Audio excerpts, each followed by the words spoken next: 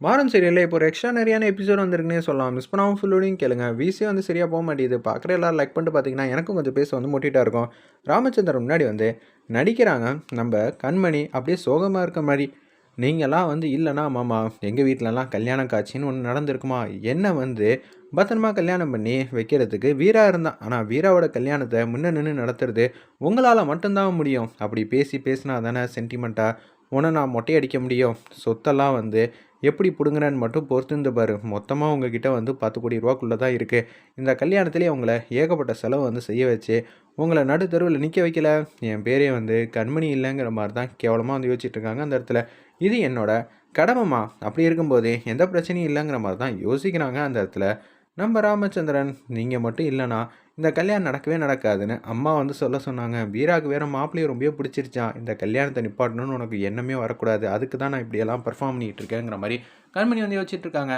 ஒரு பக்கம் வந்து வீரா வேக வேகமா வீட்டுக்கு வந்து போறாங்க. செருப்பெல்லாம் தூக்கி விட்டு எறிஞ்சுட்டு அப்படியே வந்து மாசா வந்து அவங்க அம்மா முன்னாடி நிக்கிறாங்க. கண்மணி என்னம்மா நினைச்சுக்கிட்டு இருக்கா? இந்த கல்யாணமே வேணாங்கிற அளவுக்கு முடிவு எடுக்கிறா. என்ன வீரா, நீ கோவப்படுற அளவுக்கு கண்மணி அப்படி என்ன பண்ணா? என்னால புரிஞ்சுக்க முடியலையே அப்படின்னு சொல்லி கேட்குறாங்க அந்த இடத்துல. என்ன பண்ணான்னு உனக்கு தெரியலையாம்மா? நான் சொல்றேம்மா உனக்கு அப்படின்னு சொல்லிட்டு உச்சக்கட்ட கோவத்துல வந்து பேசுறாங்க. நான் வந்து வேலைக்கெல்லாம் போக்கூடாதாம். அங்க வந்து எனக்கு 30 டூ 40,000 சம்பளம் வந்து குடுக்குறாங்க. அத வச்சு தான் நம்ம ஃபேமிலி வந்து ரன் பண்ணிட்டு இருக்கோம். கடன்லாம் அடைக்கணும்னா இன்னும் கொஞ்சம் காசு தேவைப்படுதுன்னு தான் ஆட்டோ வந்து ஓட்டிட்டு இருக்கேன். ஆனா ஆட்டோவும் ஓட்டக்கூடாதாம். நான் அங்க மேனேஜர் வேலையும் பார்க்கக்கூடாதாம். அப்படி இருக்கும்போது எப்படிம்மா நம்மள குடும்பத்த வந்து ரன் பண்ண முடியும்? ஆமா வீரா. ஆட்டோ ஓட்டக்கூடாதுன்னு சொன்னா கூட, ஏதோ லாஜிக் படி கரெக்ட்டு. ஏன்னா நைட் டயத்துல ஓட்டக்கூடாதுன்னு சொன்னா கூட, அம்மா அவங்களுக்கு சப்போர்ட் பண்ணாத. நான் சப்போர்ட்லாம் பண்ணலம்மா. கண்மணிய பார்த்து நான் ஏதாவது ஒண்ணு கேட்டே ஆகணும்மா. எனக்கு உச்சக்கட்ட கோவம் வருதும்மா அப்படின்னு சொல்லிட்டு இருக்காங்க அந்த இடத்துல. அப்பன்னு பார்த்து நம்ம மாறனும் வந்து வள்ளியும் வந்து தனியா வந்து இருக்காங்க போல இருக்கு. என்னடா என்னமோ ஒண்ணு பறி குடுத்த மாரியே உட்காந்துட்டு இருக்க. போய் என் மருமகள்ட்ட வந்து பேசினியா இல்லையா? நீ சொல்றேங்கிறனால தான் அவ முன்னாடி போய் பேசி நிக்கிறேன். ஆனா அவ என்ன மதிக்கவே மாட்டேங்கிறா. பின்ன என்னை ஏத்துக்கன்னு அவ வந்து சொல்லுவாளா உன்கிட்ட? நீ தான் இந்த மாரிலாம் பேசி எப்படி இருந்தாலும் பெர்ஃபார்மன்ஸ் பண்ணணும். நீ என்னடா எதுவுமே தெரியாம உட்கார்ந்துட்டு இருக்க? எனக்கு உன்ன பிடிச்சிருக்கு. என்ன கல்யாணம் பண்ணிக்கிறியான்னு தான் கேட்க முடியும். அதுக்கப்புறமேட்டுக்கு முடியாதுன்னு சொல்லிட்டாருன்னா, என்ன பேசுறது? எனக்கு தெரியலையே. என்ன மாறா இப்படி உட்கார்ந்துகிட்டு இருக்க? அவளுக்கு என்ன பிடிக்குதோ அத வந்து பக்கத்துல இருந்து செய்யி.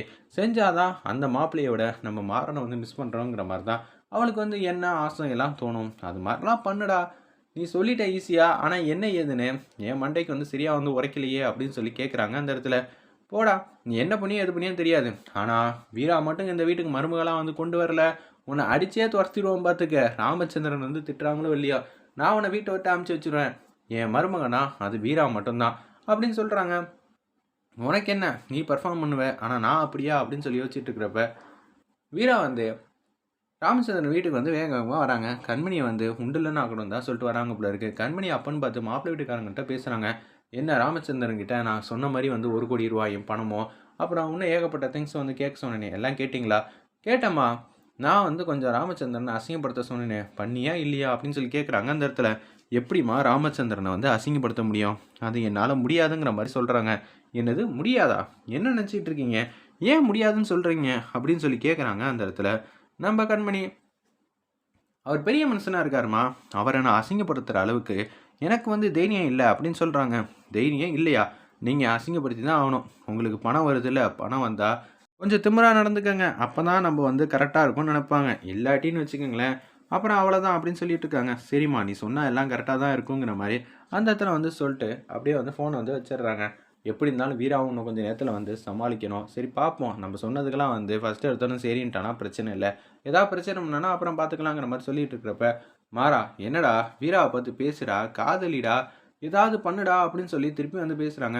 "சும்மா நீ அத்த ஏதாவது வந்து சொல்லிக்கிட்டே இருக்காத. நான் என்ன பண்ண மாட்டேன் நான் சொல்றேன். அவ தான் என்ன புடிக்கலன்னு சொல்லிட்டு இருக்காளே" அப்படின்னு சொல்லி நம்ம வீரா வந்து நெனச்சுக்கிட்டே வந்து வேதனையோட இருக்காங்க. அப்பன்னு பார்த்து நம்ம ராஜேஷோட அம்மா வந்து கண்மணிகிட்ட வந்து பேசுறாங்க. "நீ இப்பயே வந்து இந்த குடும்பத்த வந்து ஒண்ணும் இல்லாம ஆக்கணும்னு முடிவு பண்ணிட்டியா?" "ஆமா. இது மாரி சின்ன சின்ன பிரச்சனைய வந்து ஊதி ஊதி பெருசாக்கி பெரிய பிரச்சனையா வந்து ஆக்கணும். அப்படி ஆக்குனா மட்டும் தான் இந்த குடும்பத்த வந்து கொஞ்சம் கொஞ்சமா வந்து அமுச்சு வைக்க முடியும். எப்படி இருந்தாலும் கடையோட காசு தான் எடுத்து குடுப்பாங்க. கடையோட காசு எடுத்து குடுத்தா அடுத்த வாட்டி வந்து திருப்பியும் வந்து பொருள்லாம் வாங்குறதுக்கு காசு இருக்காது. பொருள்லாம் வாங்குறதுக்கு காசு இல்லன்னா வியாபாரம் ஓடாது. வியாபாரம் ஓடலன்னா டல் ஆவாங்க. டல் ஆனாங்கன்னா அடுத்தது என்ன ஆகும்? அவ்வளோதான். ஒண்ணு ஒண்ணா வந்து நட்டப்படுத்துவாங்க. தப்பான முடிவு எடுக்க சொல்லுவேன். அதுக்கப்புறம் என்ன ஆப்பு மேலே ஆப்பு தான், இந்த குடும்பமே வந்து காணாம போக அதிகபட்ச வாய்ப்பு இருக்குன்னு கண்மணி வந்து பெரிய திட்டமாக போட்டிருக்காங்க போல இருக்கு. கண்மணி எப்படி கண்மணி உன்னால மட்டும்தான் வந்து திட்டம் போட முடியுமா, அசத்திட்ட போங்கிற மாதிரி ராஜேஷோட அம்மா வந்து வெகுவாக வந்து பாராட்டிட்டு இருக்காங்க. அப்பன்னு பார்த்து வீரா வந்து மாசா வராங்க. இப்போ பாரு யதார்த்தமா திரும்புறேன், வீரா வந்து நம்ம வீட்டுக்குள்ளே வர மாதிரி இருக்கு. இப்போல்லாம் கடைக்கு லீவு போட்டுட்டுலாம் வர மாட்டான், எனக்கு நல்லாவே என் புத்திக்கு தெரியுது, ஆனால் என் மனசுக்கு தெரியலையே. ஏய் கண்ணை நல்லா தொடச்சிட்டு பாடுறா, உண்மையிலே வீரா தான் வந்திருக்கா. அத்தா உண்மையாவா சொல்கிற? ஏய் தள்ளுறா. நம்ம மாறனை பிடிச்சி லைட்டாக வந்து தள்ளுறாங்க. அவங்க வந்து ஸ்லிப் ஆகி வந்து தூணை பிடிச்சிட்டு வந்து நிற்கிறாங்க. அது சரி, நமக்கு கிடைக்காத மரியாதை வீராக்கு கிடைச்சிருக்கு. வீரா உன் ட்ரெஸ் ரொம்ப சூப்பராக இருக்குமா, நீ என்னம்மா வாசல்லேருந்து வீடுக்குள்ளே வரைக்கும் நடந்து வந்துகிட்டு இருக்கேன், கால் எதுவும் வலிக்குதா அப்படின்னு சொல்லி கேட்டோன்னா ஆச்சரியப்படுறாங்க. எல்லாரும் வந்து வண்டியை வந்து வாசலில் பார்க் பண்ணிவிட்டு வாசல்லேருந்து வீடு வரைக்கும் நடந்து தானே வரணும். எல்லாரும் வரலாமா, நீ எப்படிமா வரலாம், உன்னை நாங்கள் எப்படி தாங்கன்னு தாங்குறோம். என்னது இவங்களோட நடவடிக்கை வந்து வித்தியாசமாக இருக்கே. ஐயோ வீரா வந்து என்ன பார்க்குறாளே, சந்தேகப்படுறாளே. நான் வந்து நீ லவ் பண்ண விஷயத்த வந்து சொல்லிட்டேங்கிறத அவள் தெரிஞ்சுக்கிட்டானா பெரிய பிரச்சனையாயிடுமேங்கிற மாதிரி மாறன் வந்து யோசிக்கிறாங்க. எதுவும் சொன்னியான்னு கேட்குறாங்க. இல்லை எதுவும் சொல்லலைங்கிற மாதிரி தான் தலையாட்டுறாங்க அந்த இடத்துல. ஓ இது வேறையா? இல்லை வீரா எதுவும் சாப்பிட்றியா? முதல்ல வந்து நம்ம ஸ்பெஷலாக வந்து இன்னைக்கு பாயசம் வந்து செஞ்சுருக்கோம், அதை முதல்ல நீ சாப்பிட்டுட்டு அதுக்கப்புறம் எதுவாக இருந்தாலும் பேசு. மாறனை பார்க்கறதுக்காக வந்தியாம்மா? நீ எப்போதும் கடைக்கெல்லாம் வந்து லீவ் போட்டுலாம் வரமாட்டியே, என்ன விஷயம்மா அப்படின்னு சொல்லி கேட்டோன்னே, இல்லை பெர்மிஷன் போட்டு வந்திருக்கேன், இன்னொன்று வந்து எங்கள் அக்காவை பார்த்துட்டு பேசலாம் வந்திருக்கேன். அக்காவை தானே பார்த்து பேச வந்திருக்கேன், நல்லா சாப்பிட்டுட்டு போகலாம். என்ன சாப்பிட்றேன்னு சொல்லு, உனக்கு ஸ்பெஷலாக வந்து நான் வந்து ரெடி பண்ணி தரேன். என்ன இவ்வளோ என் மேலே அக்கறையை காட்டுறீங்க? ஆமாம்மா நீ எங்கள் வீட்டோட பொண்ணு, கல்யாண பொண்ணு, அப்படி இருக்கும்போது உன்னை பத்திரமா பார்த்துக்க வேண்டியது எங்களோட கடமை.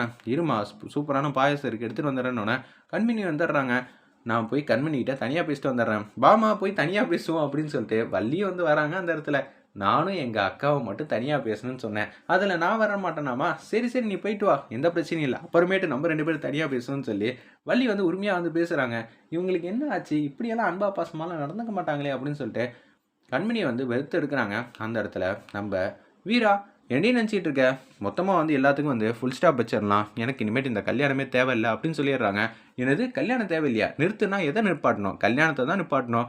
என்ன வந்து எப்படி நடந்துக்கணும் அவங்க வந்து சொல்கிறாங்க. நான் சபையில் இருக்கும்போது என்ன சொன்னேன், இந்த கல்யாணமே வேண்டான்னு சொன்னேன். அவங்க வந்து எனக்குன்னு வந்து ரூல்ஸ் அண்ட் ரெகுலேஷனாக இருக்குது, என் குடும்பத்தை வந்து கல்யாணத்துக்கு அப்புறம் நான் வேலைக்கு போய் பார்த்துப்பேன் எல்லாம் சொன்னேன்ல. சொன்னதுக்கப்புறம் தானே நான் கல்யாணத்துக்கு ஓகே சொன்னேன். என்ன நீ இப்படி பேசிக்கிட்டு இருக்க?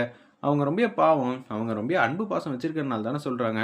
கல்யாணம் பண்ணுறது அந்த வீட்டில் போய் வாழ்கிறதுக்கு, அந்த வீட்டில் வந்து என்ன அராஜகம் பண்ணுறதுக்கு இது இல்லை சரியா அப்படின்னு சொல்கிறாங்க. நான் எப்படி நடந்துக்கணுமோ அப்படி தான் நடந்துப்பேன், என்னோடய சுய கௌரவமே இல்லைங்கிறப்ப நான் எப்படி அந்த வீட்டில் வந்து இருப்பேன். கல்யாணத்தையும் நிப்பாட்டிடு, நான் எதுவாக இருந்தாலும் பேசிக்கிறேன் மாப்பிள்ளைகிட்ட, போதுமா, நீ ஆட்டோ மட்டும் ஓட்டுறதை மட்டும் யோசி, மற்றபடி வேலைக்கு கூட போயிட்டு வா சரியா அப்படின்னு சொல்லிடுறாங்க அந்த இடத்துல. யோசிக்கலாம், ஏதாவது பிரச்சனை பண்ணாங்கன்னா நிச்சயம் வந்து கல்யாணத்தை வந்து ஒத்துக்க மாட்டேன்.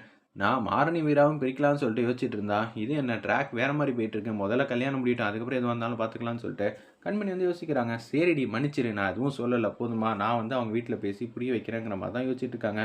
நம்ம ராமச்சந்திரன் வந்து ராகவன்ட்ட வந்து பேசுகிறாங்க. நீ அர்ஜென்ட்டாக எனக்கு 1 கோடி ரூபா பணம் வேணும் அப்படின்னு கேட்குறாங்க. என்னப்பா இவ்வளோ ரூபா கேட்குறீங்க, எதுவும் பிரச்சனையா? இல்லைடா பிரச்சனைலாம் இல்லை, மாப்பிள்ளை வீட்டுக்காரங்க தான் கேட்குறாங்கங்கிற விஷயம் வந்து புரியுது போல இருக்குது ராகவனுக்கு. சரிப்பா ரெடி பண்ணி கொடுத்துடலாம், எந்த பிரச்சனையும் இல்லைங்கிற மாதிரி தான் சொல்கிறாங்க அந்த இடத்துல.